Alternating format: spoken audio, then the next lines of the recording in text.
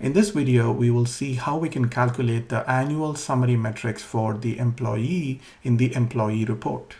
So we will be building the annual summary over here. So I'm just going to do is select these cells here, and then I'm going to merge, and then I'm going to write a formula to say if this is nothing, then display nothing.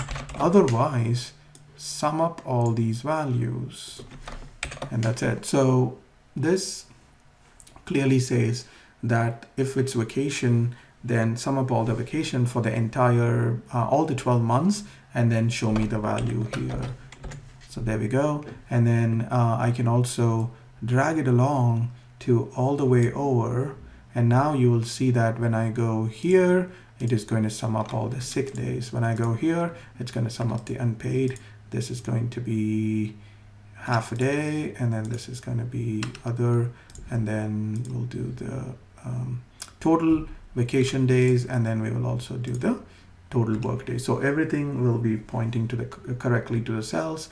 And a little bit for ease of use or easy to read, I just want to display these values right below, and so I know that these are 9 vacation days, 0 sick days, half a day, things like that. So this is how we can quickly build an annual summary. Since we already built the individual months here, we will leverage these values to calculate the annual summary instead of calculating freshly again. So that's usually one of the techniques I follow, where if you're already calculating intermediate values, use them to calculate the total or the summary values as well.